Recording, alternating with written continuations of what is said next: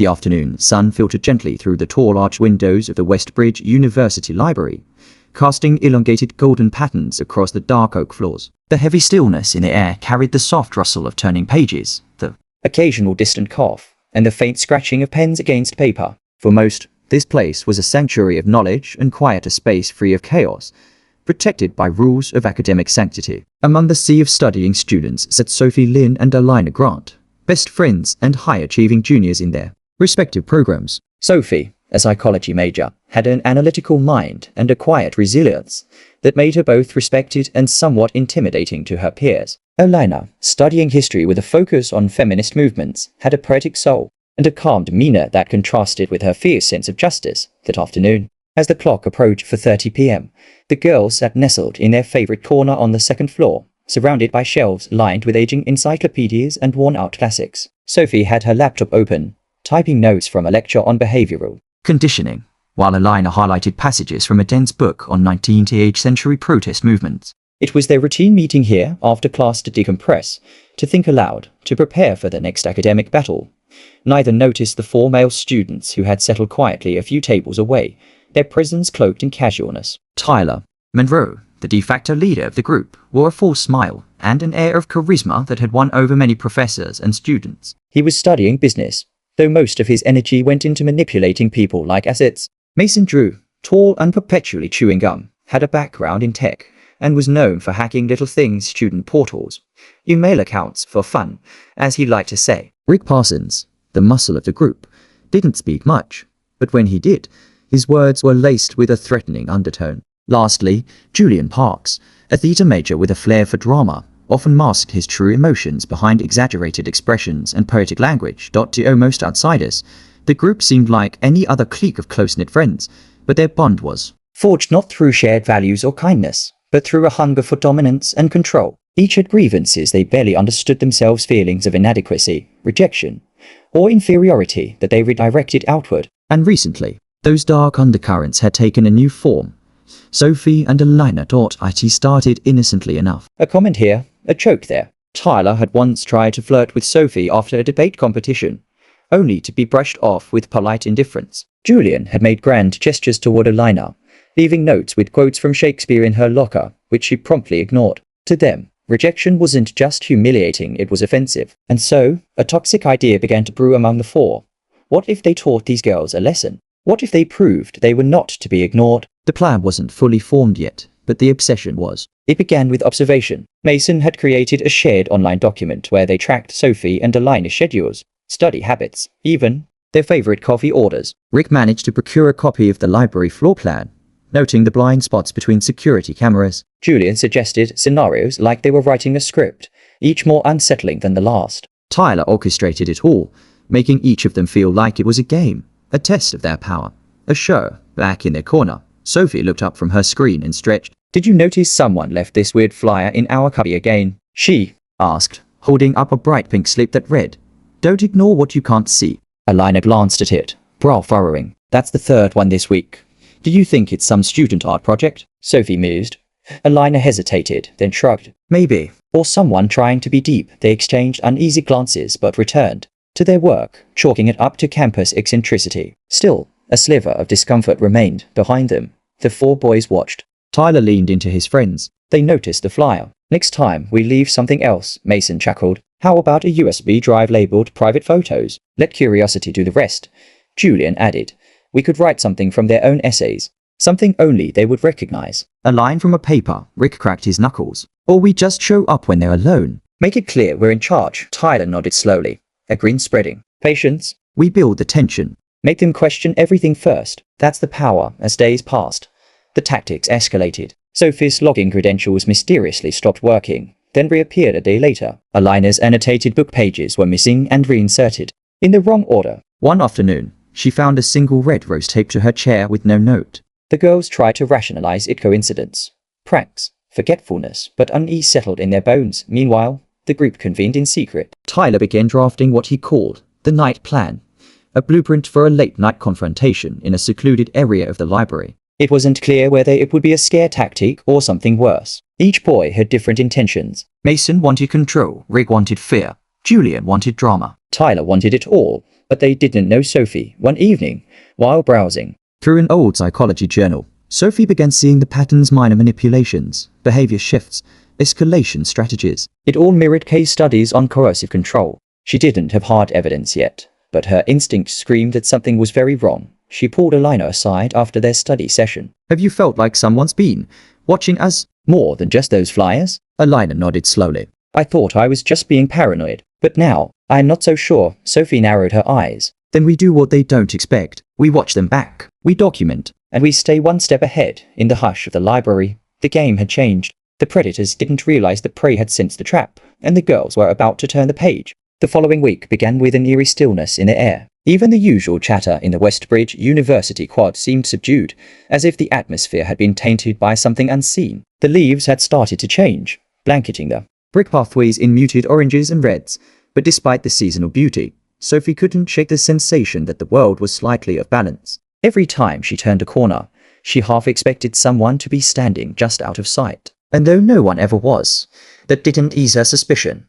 Elena, ever the composed one, had grown increasingly vigilant. After their conversation in the library, she had taken Sophie's advice seriously. She began keeping a journal of incidents, detailing each strange occurrence with timestamps and descriptions. She took photos, collected the anonymous flyers, and even recorded ambient audio. During their study sessions using her phone, the data was subtle but telling. The incidents were escalating. Twice, Elena returned to her dorm room to find her notes rearranged, and once, she discovered her lock tampered with. Sophie's laptop was once mysteriously locked out of her university account for hours, and both girls had started receiving texts from unknown numbers, cryptic messages that seemed meaningless until pieced together. Are you listening? We see everything. Turn around. Despite these signs, no faculty or security staff took their concerns seriously. When Sophie reported the tampering to campus security, she was met with a half-interested shrug. Could be someone playing a prank. Midterm stress makes people do weird things. One guard had said, unconcerned. Elena's eye offered sympathetic words, but no help. It seemed that unless something overtly criminal happened, no one would step in. What the girls didn't know was that the group of four had gone deeper underground with their plans. Tyler, now fully obsessed, had taken charge of orchestrating the timeline. He created a fake study group email thread, disguising it as a student resource group, and used it to communicate with the others using coded language. Mason hacked into the library's internal scheduling system and booked a private reading room in the restricted archives wing, an area meant only for graduate researchers. Rick managed to borrow his cousin's university staff ID badge, granting him limited after-hours access. Julian, inspired by the thrill, crafted psychological scripts designed to elicit fear, shame, and isolation. They named their plan the Curtain 4 in twisted homage to Julian's theatre background. By midweek, Sophie had developed a system to fight back. She configured a hidden cloud-based recording app on both her and Elena's phones. She started observing the four boys whenever she saw them around campus, recording times, routes, and behaviors. She noticed patterns.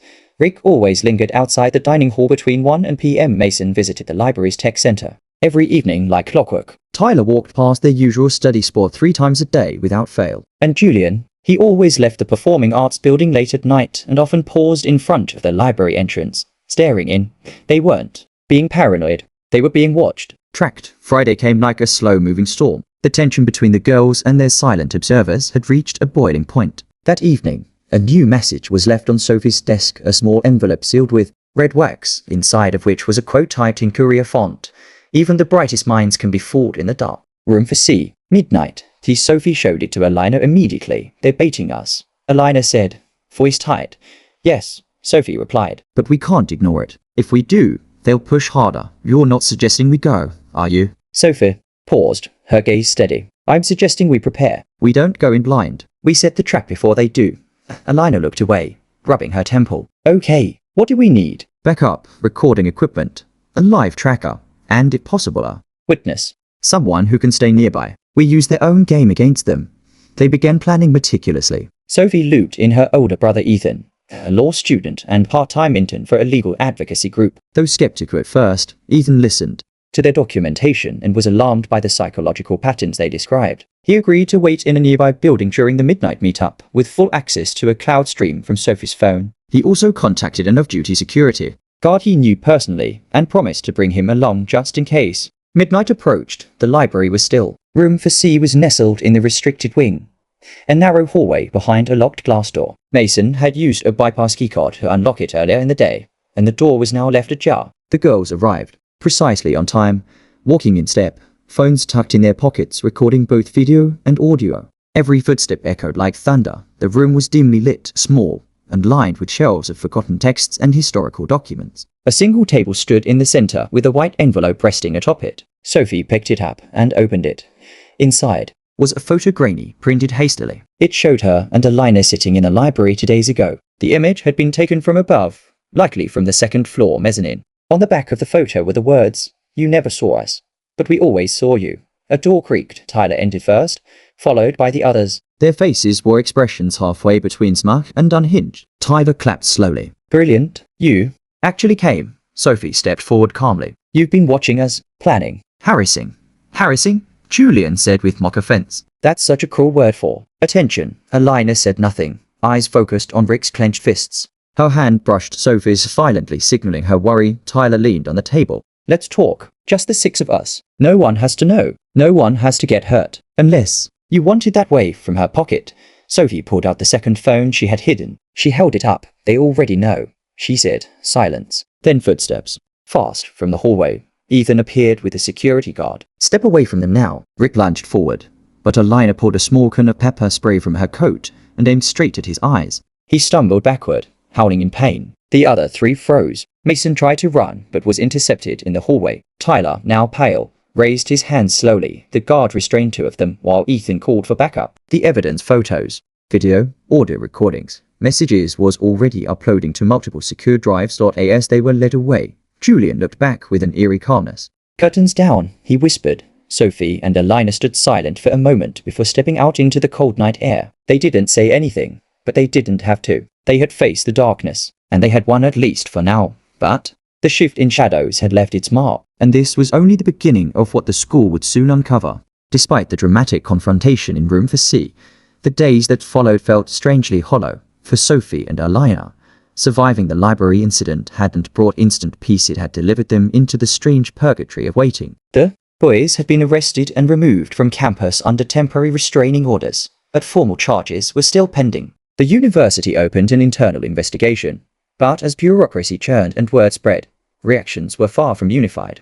Some students held the girls as brave. Others whispered that they had overreacted. Anonymous posts on student forums ranged from supportive to cruel. A rumor even circulated that the boys had been framed. The thread titled "Feminist Setup or Real Threat" garnered hundreds of comments within hours. Sophie stopped checking social media altogether. Alina deleted her accounts. "I didn't think surviving something like this would be so isolating," Alina said one afternoon as they sat quietly in the student center, heads bent over untouched cups of coffee. "It's like everyone thinks the danger ends when you escape the room," Sophie murmured. "They don't see what happens after, and what happened after was complicated." Though Tyler, Rick, Mason, and Julian were banned from campus and facing charges for harassment, trespassing, and unlawful surveillance, their families had money and influence. Lawyers got involved quickly. The university, fearing a lawsuit, became cautious in its language. Phrases like alleged misconduct and ongoing review peppered every official email.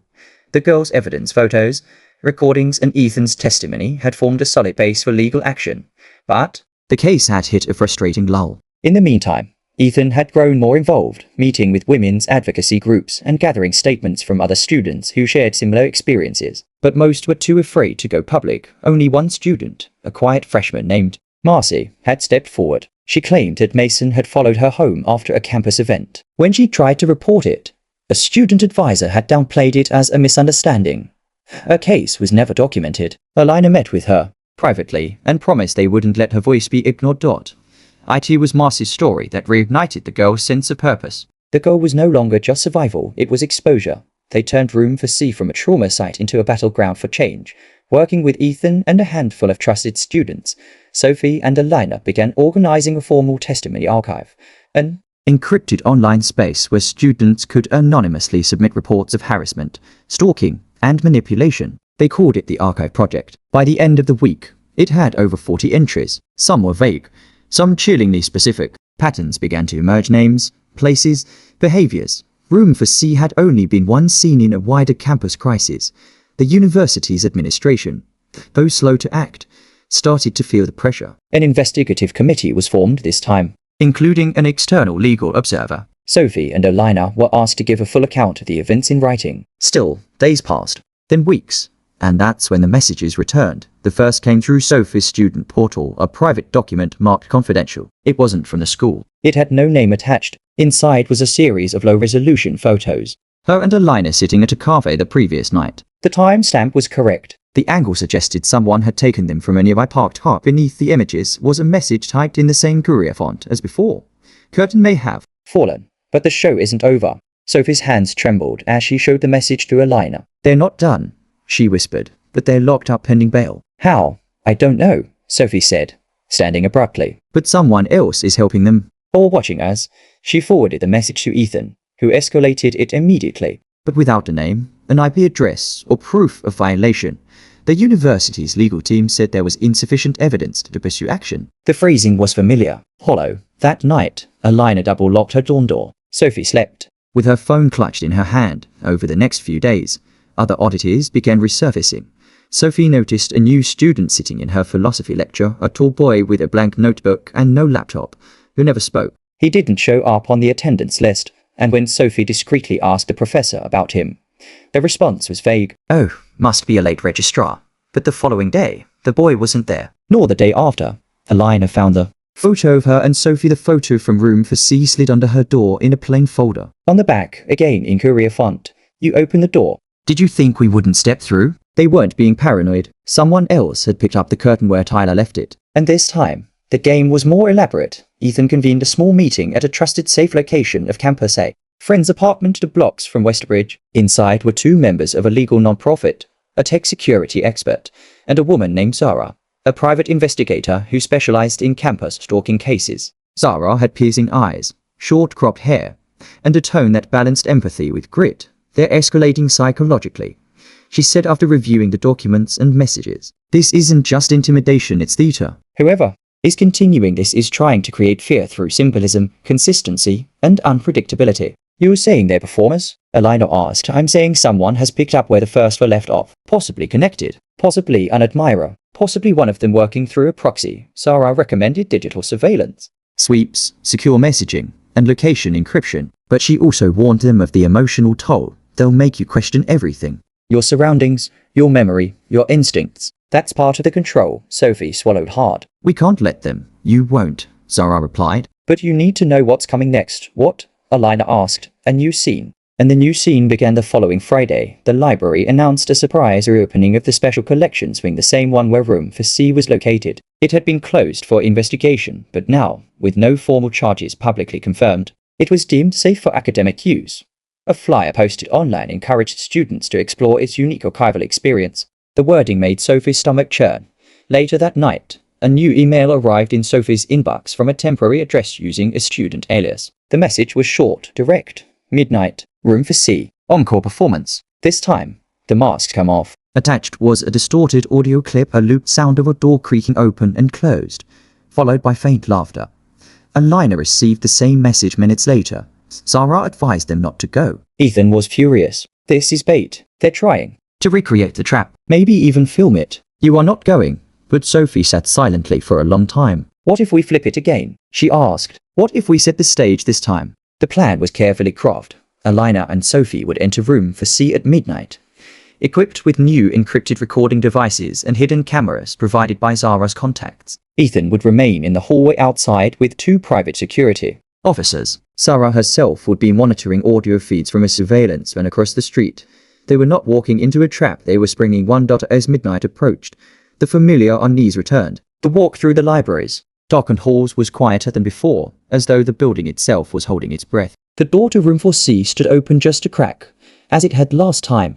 Inside, the table had been reset. A single object lay in the center, a white theater mask, cracked down the middle, resting atop a printed program. It read, Curtain Call. A final act in 3 movements. Suddenly, the lights shut off.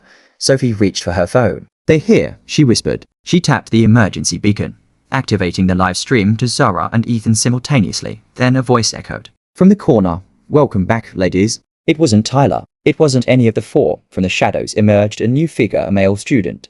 vaguely familiar. Sophie recognized him from the library. Alina's eyes widened in alarm. He had been around them for weeks. I watched them fall, he said calmly. And I realized what they started. You didn't destroy it. You inspired it.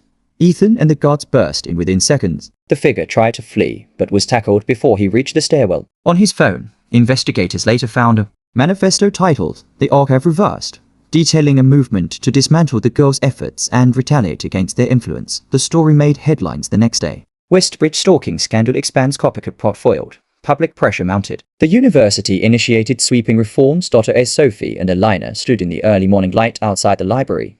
Exhausted but triumphant, Alina turned to her and said softly, "They wanted a performance." Sophie nodded. "We gave them the final act, but deep down, both of them knew this wasn't the true ending. It was merely the end of one chapter in a longer, darker story still unfolding behind university walls." The days following the second Room for C incident unfolded in a way that felt almost cinematic. News trucks parked outside the university gates, administrators holding closed-door meetings, and emails pouring into student inboxes with statements from legal counsel, public relations officers, and student services. But to Sophie and Alina, it felt strangely unreal. Beneath the surface frenzy, a quiet, persistent fatigue began to creep in. What do you do after you survive something like that twice? You don't sleep well. You stop checking your messages. You learn to stop flinching at footsteps behind you, or at least pretend to. You put on your headphones and pretend you're listening to music, when in reality, you're memorizing every voice within earshot. You smile at classmates and professors. And even the barista who says, "You're the girl from the library thing, right?" As if it were an article in the student paper, and not a living trauma you now carried like a cracked porcelain bowl stitched together with adrenaline and denial. Alina coped differently. She threw herself deeper into the archive project. She stayed up late cataloging testimonies, encrypting files, cross-referencing patterns. Her days became an endless loop of highlighting, categorizing, and validating. Every anonymous submission was a person she could save. Every blurry screenshot or diary scan was a piece of a growing puzzle she refused to leave incomplete. Sophie worried about her friend. Alina had stopped talking about music, had stopped sketching, stopped replying to casual messages from high school friends. But then again, Sophie had stopped writing too, stopped journaling, stopped dreaming even. Their lives had been compressed into hyper-awareness, their identities flattened into the girls from Room for C. But one thing had become painfully clear. Surviving wasn't enough. Not anymore. The university's response had been predictably bureaucratic interim task forces, special advisors, and confidential inquiries. Tyler and his CO conspirators faced an official disciplinary board, but their hearings were pushed back repeatedly due to legal complexities. The copycat stalker Peter Laird, a previously anonymous sophomore who had blended into the background of university life, was in custody. But a plea deal was already rumored. A quiet deal to avoid negative PR. The kind that allowed predators to vanish and reappear elsewhere. "We need to make them afraid of hiding us," Sophie said one afternoon in Alina's room, where stacks of new archive entries filled the walls. "Encoded folders, afraid of silencing us," Alina corrected. They didn't want revenge. They wanted something harder to win and far more powerful. Recognition. That's when the idea for a forum was born, not a protest, not a vigil. A real-time, public reckoning. Hosted on campus, live-streamed. Open to students, faculty, journalists. And most importantly, survivors.it would be called unmasked. The preparations took weeks. Sophie tapped into her network of student leaders, advocacy groups, and allies across campus. Ethan, ever loyal, coordinated legal observers and liaised with Zara, who returned with quiet precision and sharper resolve. Alina oversaw digital security, ensuring anonymous testimonies were protected but integrated into the presentation. Marcy, the freshman who had first stepped forward, became a voice for others who hadn't yet found the courage to share. There was resistance, of course. Some students claimed it was too inflammatory. Faculty worried it might incite division. One administrator privately warned them that going too far could jeopardize future academic careers. Sophie listened politely, then ignored it. The final plan involved three components: a formal presentation of testimonies and trends, a live panel discussion moderated by a student journalist, and an open MIC segment for anonymous statement readings. They rented out the Westbridge Auditorium, a domed, 600-seat venue usually reserved for guest lectures and graduation ceremonies. The night before the forum, Sophie didn't sleep. She lay awake in her bed, the ceiling fan spinning above like the hands of a clock ticking down to something irreversible. She thought about Room for C, about the mask, about the voice in the dark. And she made a quiet promise to herself. Never again will we let them be the directors of our story. The morning of the forum arrived with cold wind and low clouds. Flyers dotted the student union building. Some had been torn down overnight, others scribbled over with black marker, fake victims, trial by mob, feminazi agenda. Sophie took pictures of each one. By the time 5 p.m. rolled around, Students began lining up outside the auditorium. Alina arrived an hour early with Sarah and Ethan. Sophie followed soon after, carrying a flash drive with the final presentation files in one hand and a photo of her and Alina from their first semester. Pinned inside her coat pocket. At 6:30 p.m., the doors opened. By 7 p.m., every seat was filled. Sophie walked onto the stage under a single spotlight. Her voice was steady as she began. 3 months ago, I thought I was safe here. That danger had a certain look, a certain sound. That if I was quiet, careful, invisible, I would be spared. I was wrong. She spoke not as a victim, but as a witness, a builder, a fighter. She told the story from the beginning. 2 girls reading in a library, 4 boys planning something dark, The overlooked signs, the brushed-off complaints. the moment fear became real. Then she handed the microphone to Alina. The screen behind them lit up. Alina stepped through the timeline. Photos, messages, floor plans of the library, surveillance, blind spots, She showed the patterns in stalking reports from the past 2 years, circles on campus maps where incidents repeated. emails from students ignored by faculty, all anonymized but all true. Then came the reading of testimonies, one by one. PI recorded voices, male, female. Non-binary spoke aloud. I tried to report him, but they said it wasn't serious. He said he loved me. Then he threatened to post pictures. They laughed when I asked for help. I still don't walk alone after dark. I still double-check my locks. I still hear his voice in my head. The room was silent. Some cried, some looked away. No one laughed. Midway through the event, Marcy stepped onto the stage. I used to think that if I didn't fight back, I couldn't lose. But not fighting is its own kind of defeat. I thought no one would believe me. But now, I don't care if they do. Because I believe myself. A standing ovation followed. The clapping didn't stop for over a minute. Then came the panel, a group of faculty allies, student representatives, and Zara. They fielded questions from attendees. Some were pointed.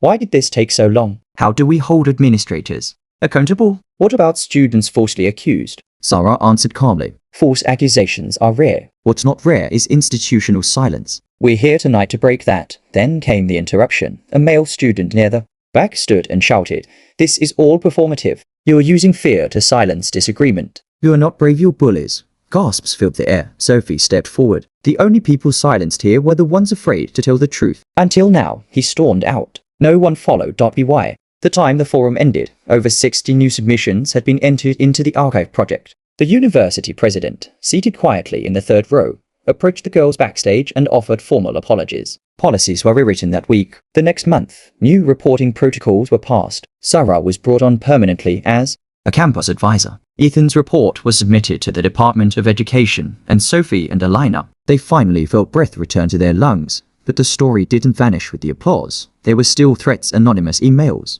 whispers in the cafeteria. One vandalized dorm door. But they didn't shrink from it. They met it head on. They gave interviews, wrote up EDS, and kept the archive running.